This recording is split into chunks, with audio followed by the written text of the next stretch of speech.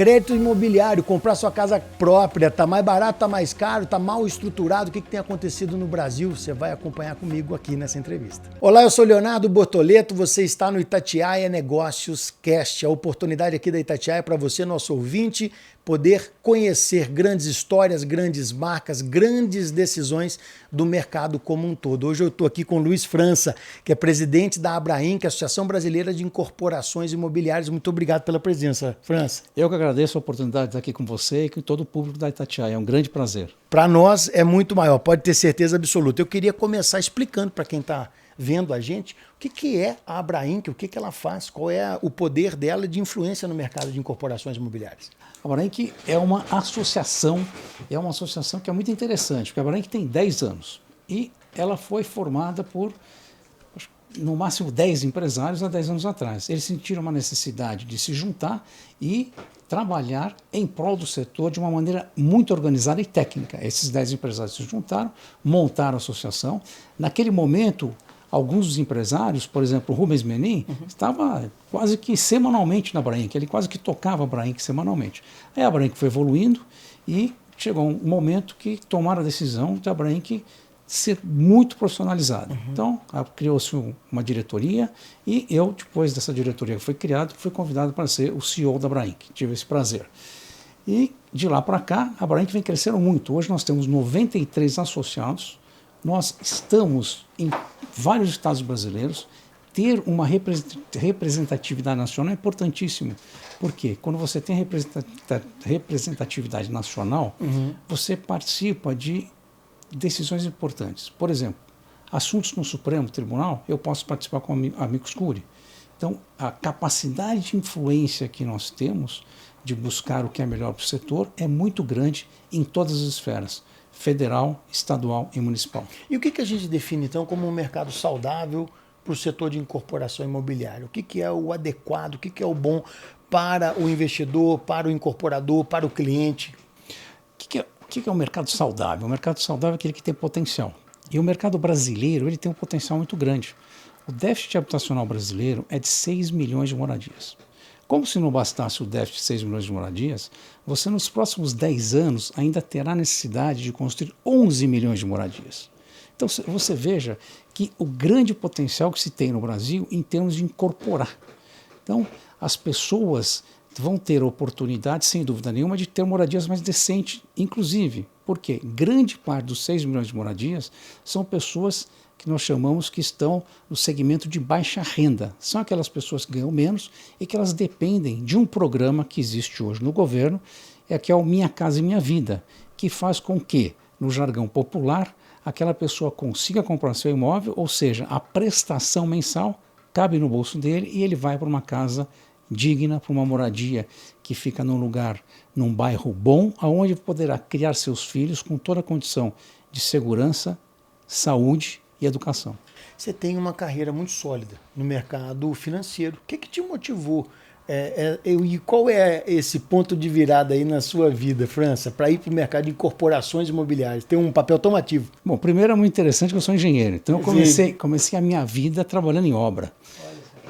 Quando eu me formei, em 1985, o mercado de engenharia não estava bom e os bancos procuravam profissionais que vinham de faculdade de engenharia. Então eu entrei no mercado financeiro e realmente me apaixonei pelo mercado financeiro, fiquei anos no mercado financeiro, trabalhei no Brasil, trabalhei nos Estados Unidos, voltei ao Brasil e a minha última missão no mercado financeiro foi estruturar a área de crédito imobiliário do Banco Itaú.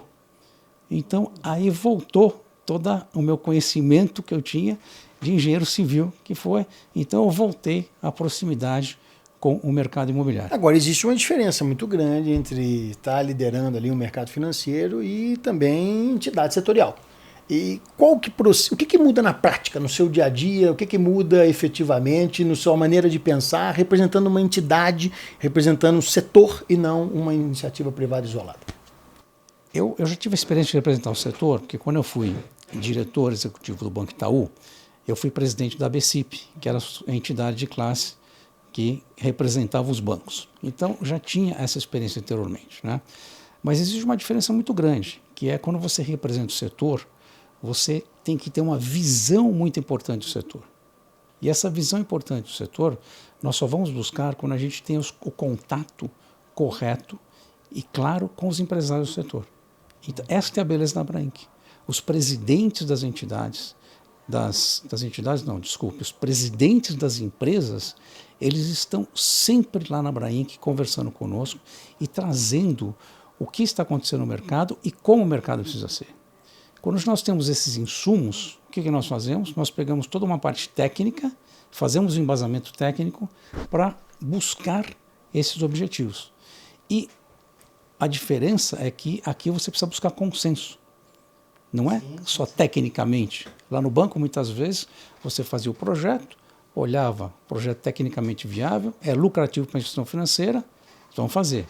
Aqui, você faz tudo isso, mas você tem um número muito grande de stakeholders que você tem que conversar para que você consiga direcionar aquilo que é mais importante para o setor e para o Brasil.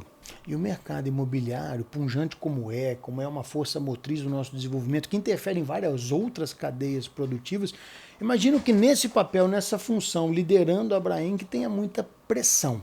Pressão regulatória, pressão econômica, pressão de quem você representa, pressão do mercado.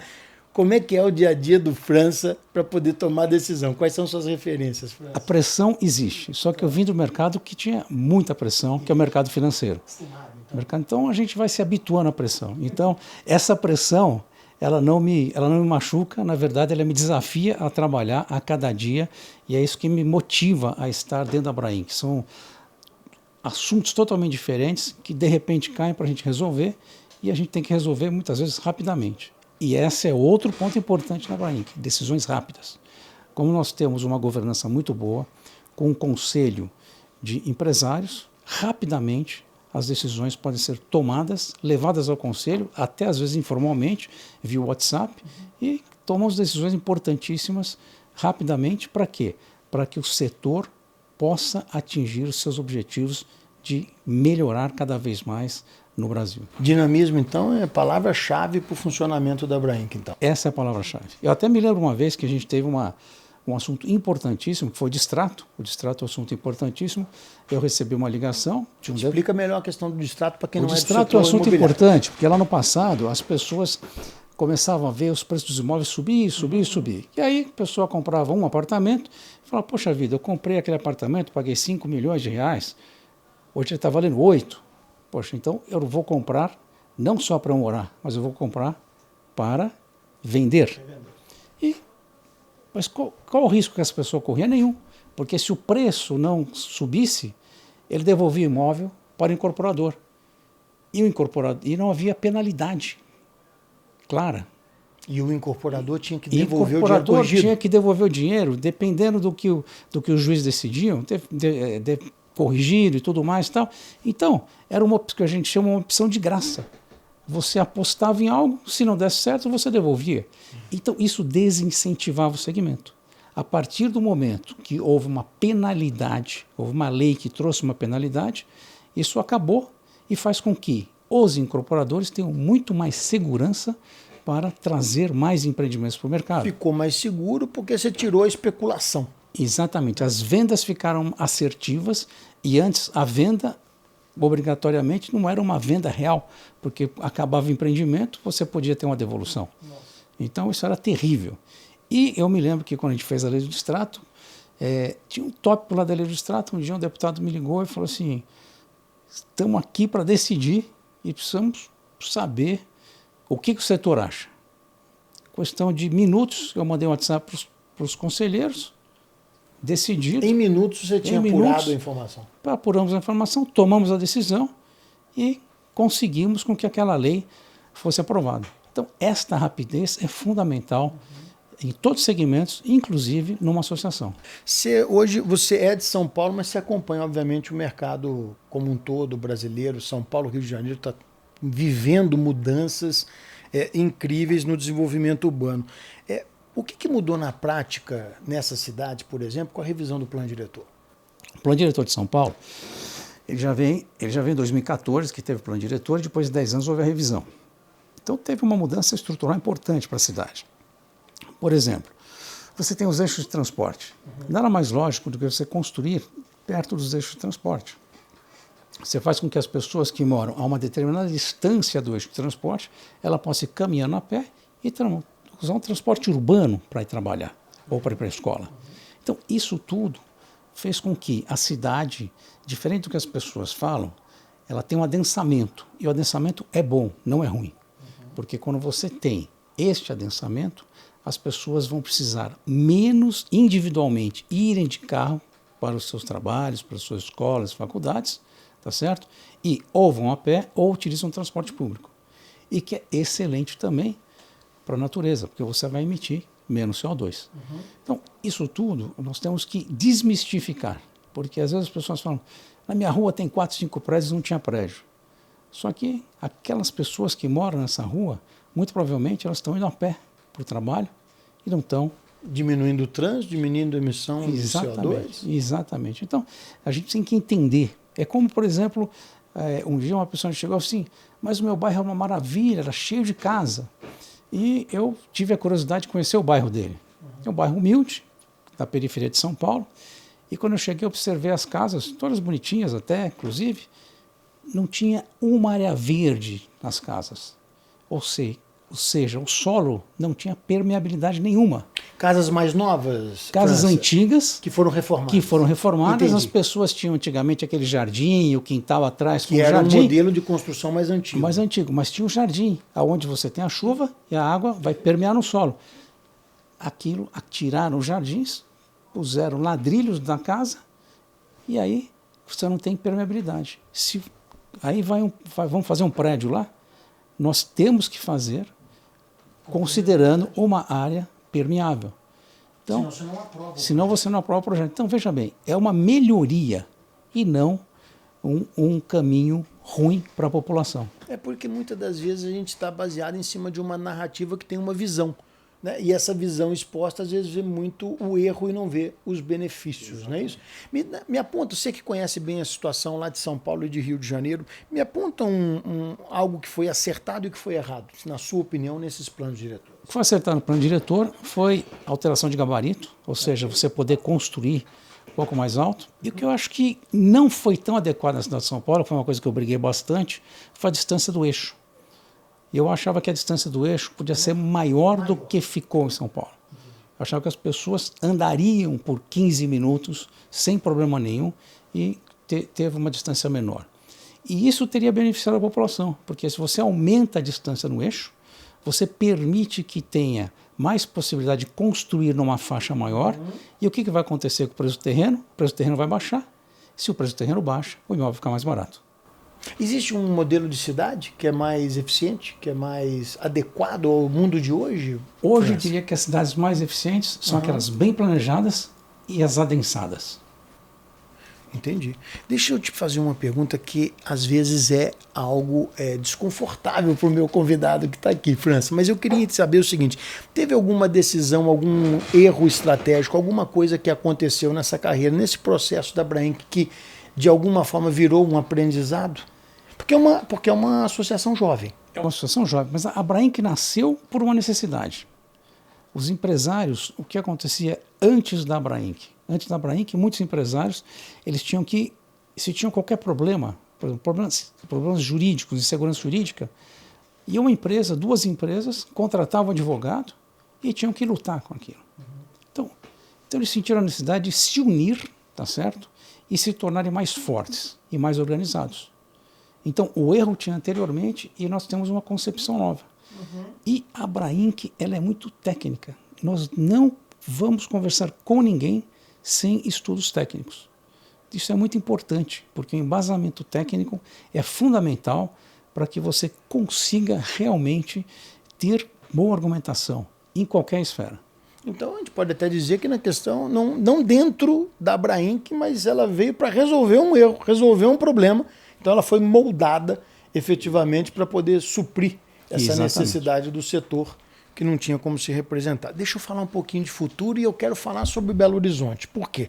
Você é uma sumidade, um grande conhecedor de planos diretores, de adensamento, falar sobre o mercado imobiliário para você, a sua rotina. E nós estamos nesse momento em Belo Horizonte discutindo uma requalificação do nosso centro, estamos pensando o nosso centro de uma maneira diferente. Existe um plano, uma estratégia da prefeitura que foi entregue à Câmara Municipal, estamos em discussão sobre isso e acho que é algo que deve ser bem discutido, bem falado. Mas se você já tendo conhecimento disso, olhando a experiência de São Paulo, olhando a experiência do Rio de Janeiro, o que Belo Horizonte tem que evitar? O que Belo Horizonte não pode fazer para não perder esta oportunidade, que eu imagino seja realmente uma grande oportunidade, trabalhar melhor o centro da cidade?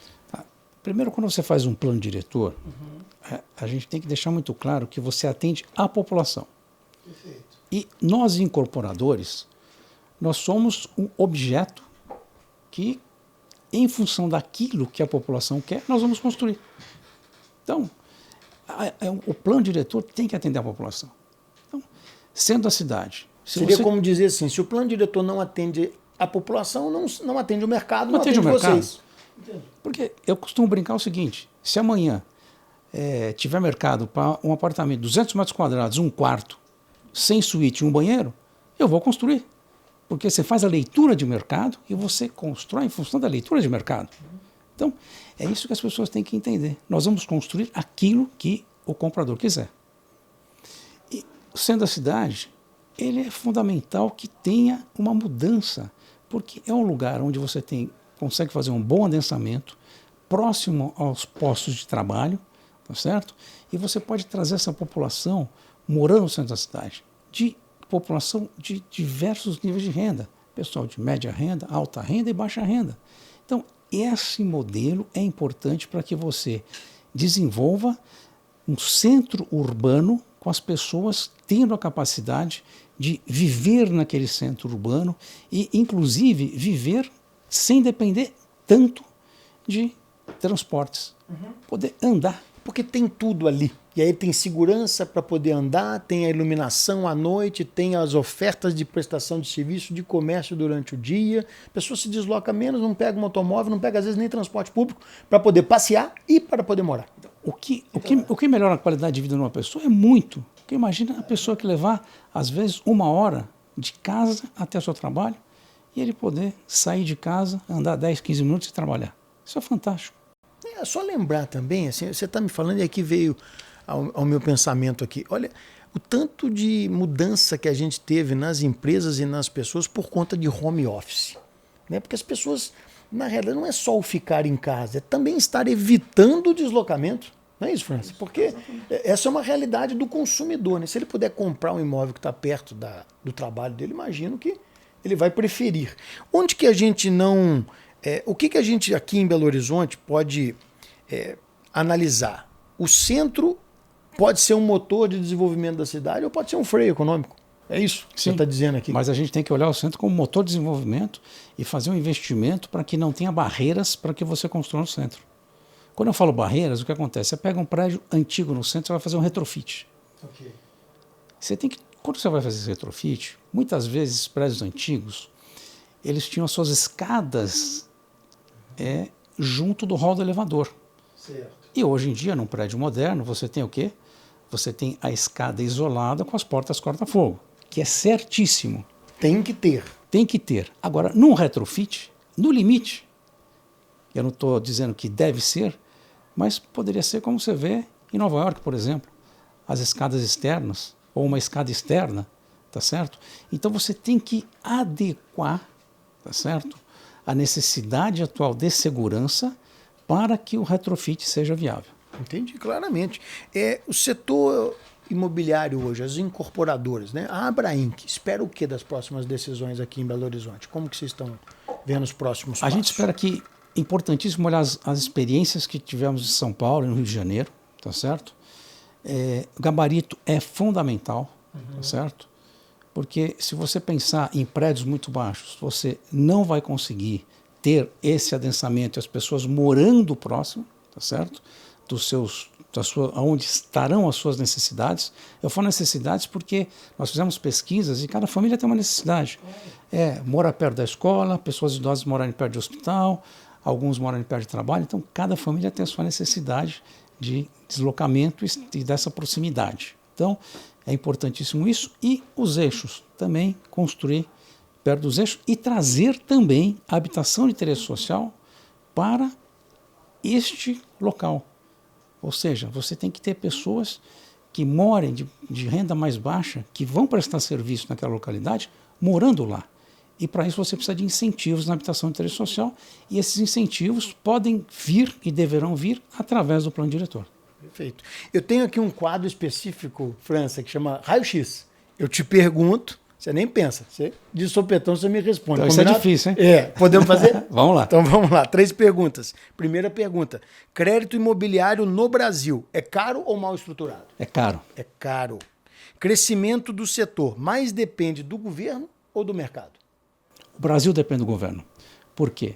Enquanto a gente não tiver condições de reduzir a taxa de juros no Brasil, nós teremos um problema seríssimo de um crescimento baixo do PIB e a autoridade monetária não deverá reduzir a taxa de juros, o que trará um atraso para o país. Então, um ajuste nas contas do governo são fundamentais os ajustes na conta do governo. O governo tem que gastar menos. O governo tem que gastar menos. Na verdade, se você for ver, qualquer cidadão brasileiro sabe que tem que gastar menos. Qualquer cidadão brasileiro tem seu orçamento, recebe seu salário, sabe suas despesas. Se porventura ele tem algum problema de perda de renda, o que ele faz? Ele tem que vender um carro, ele tem que despedir um funcionário. O governo tem que fazer a mesma coisa. E se o governo fizer isso, nós vamos ter condições de ter taxas de juros mais baixas no Brasil e um crescimento econômico fantástico. Então, realmente, eu acho que isso está na mão do governo, deve ser feito e a gente precisa discutir isso com muita clareza e objetividade. Última pergunta do Raio-X. Ainda tem que fazer a pergunta, você me responde. Comprar imóvel hoje, decisão racional ou emocional? Essa eu vou dizer para você que é as duas. Explica para Ela gente. é emocional no seguinte, quando você tem uma família, na verdade, um casal, realmente um componente desse casal que toma aquela decisão final da compra do imóvel do ponto de vista emocional. Agora, tem o racional. Se você for ver, o aluguel de 2020 e 2024 aumentou 63% no Brasil, enquanto a inflação foi da ordem de 33%. Então, quando você vê esses números, a pessoa que pagava aluguel, o aluguel subiu muito e muitas vezes ele olha e fala o seguinte: vou comprar um imóvel, vou financiar aquele imóvel porque o financiamento está com preço quase igual ao do meu aluguel. Número 1. Número 2, imóvel no Brasil é barato. E eu vou te explicar por quê. Tem uma pesquisa da Númbio que ela pega cidades no mundo todo e ela faz o preço do imóvel em dólar por metro quadrado. E você não vai acreditar, a cidade de Belo Horizonte está em número, no ranking, 337. Nós somos a cidade com o valor do metro quadrado mais barato do mundo, em número 337. 337. Tem 336 mais barato que a gente. Só. Mais caras que a gente. Mais caro que a gente. Okay. Exatamente. Entendi. Então, o que significa isso? Significa que o país crescendo, as pessoas tendo melhor poder aquisitivo, haverá, sem dúvida nenhuma, uma correção no valor dos imóveis no Brasil. Entendi. Olha só, que coisa. Nós temos aqui um chamado que é a pergunta de ouro. Ela vem da nossa audiência. E ela tem muito a ver com o que a gente acabou de tratar. Porém, olha a visão de quem está nos acompanhando. França, com juros altos e renda apertada, ainda faz sentido sonhar com a casa própria? Faz sentido sonhar com a casa própria. Nós temos 2 segmentos distintos muito importantes. A gente tem o segmento Minha Casa Minha Vida, que tem uma fórmula muito interessante. O recurso para financiamento do comprador do imóvel vem do FGTS. Então as taxas de juros são mais baixas. Isso que permite que as pessoas de baixa renda consigam comprar as suas casas. E o médio padrão já depende de taxas de mercado. Só que as pessoas têm que avaliar muito bem. Eu vejo muito economista falando o seguinte: o juro está alto, não compra imóvel. Agora, quando eu olho aquela pesquisa que eu comentei da Númbio, o preço está barato. Você não compra hoje. Vou comprar daqui a 3 anos. Será que você terá condições de comprar um imóvel daqui a 3 anos se ele valorizar? Então, vale a pena, às vezes, você fazer essa conta. Porque o juro, ele pode estar caro hoje. E no crédito imobiliário tem uma vantagem: portabilidade. Se você toma uma operação hoje e daqui a 2 anos a taxa de juros cai, você pode portar a sua operação para outra instituição financeira ou a sua instituição financeira vai fazer com que você fique lá dentro. Como você vai ficar lá dentro? Ela vai te oferecer uma taxa de juros menor. Então, como a taxa não é fixa o período todo, então vale a pena analisar, fazer as contas para tomar uma decisão correta. Agora eu quero que você fique de olho ali. Nós temos uma pergunta do Geraldo Campos, que é presidente do Mercado Central, um ícone aqui da nossa cidade, e ele fez para você, França. Luiz Antônio, como que você enxerga essas transformações que estão acontecendo no mercado imobiliário, uma vez que os escritórios estão perdendo, né, seu espaço, principalmente em prédios mais antigos, e uma demanda reprimida de residências muito grande? Como administrar e transformar essa realidade e aproveitar as estruturas existentes? Geraldo, eu gostei muito da tua pergunta é muito interessante. Realmente, você endereçou um ponto importantíssimo, que é a necessidade de residências, certo? E você trouxe outro dado, você trouxe o dado de que muitas vezes você tem imóveis que já não são mais adequados para aquele uso. Você comentou, por exemplo, de imóveis comerciais que não estariam adequados naquele uso, prédios comerciais. Então, aí que é a beleza, você fazer o retrofit. Se você puder fazer um retrofit desse imóvel, você terá um número maior de residências, tá certo? Numa região bastante importante, porque muito provavelmente, quando você está falando desse imóvel antigo, ela deve estar no centro. E eu sou favorável à revitalização do centro para que você tenha mais pessoas morando no centro, você traga vida para o centro e que as pessoas possam andar no centro com muita tranquilidade, ir ao trabalho, ir à escola, ou seja, você vai gerar ali um fluxo importante nessa revitalização do centro. França, eu quero aproveitar todo o seu conhecimento aqui para quem está acompanhando a gente e é do mercado de incorporação imobiliária. Eu queria 2 conselhos práticos hoje para quem está nesse mercado, ou quem está investindo, ou para quem lidera. Esse mercado é um mercado técnico, é um mercado que você tem que fazer leitura, como todos os mercados. Então, o incorporador, o que ele precisa fazer sempre é ter uma leitura do mercado, aonde ele vai investir, ter certeza de que a população que está naquele mercado, ela tem a renda para pagar aquele imóvel e ela quer aquela tipologia de imóvel. Isso é importantíssimo. Para quem vai investir, tem que olhar no longo prazo. Imóvel no Brasil tem sido um bom negócio. Nos últimos 10 anos, o imóvel do Brasil valorizou equivalente à Selic. Então você imagina só, você comprou imóvel, morou no imóvel e teve uma valorização equivalente a você ter aplicado num título super conservador.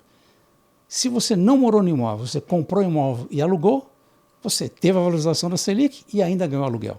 Então tem sido um bom investimento. E lembrando daquilo que eu falei da Númbio lá atrás, os preços de imóveis do Brasil ainda estão baratos. De acordo com a Númbio, a cidade de Belo Horizonte está no ranking em número 337. Brasil decolando, as pessoas terem melhor poder aquisitivo, haverá uma correção no valor dos imóveis no Brasil. Muito bem. Esse é Luiz França, presidente da Abrainc, que é a Associação Brasileira de Incorporações Imobiliárias. Muito obrigado, França, pela oportunidade de conversar com você. Muito obrigado, foi um grande prazer estar aqui com vocês. Muito bem. Aí você nos acompanhe sempre aqui na Itatiaia, nas nossas redes sociais. Toda terça, 19 horas, você tem um encontro marcado comigo, Leonardo Bortoleto, no Itatiaia Negócios Cast. Até a próxima.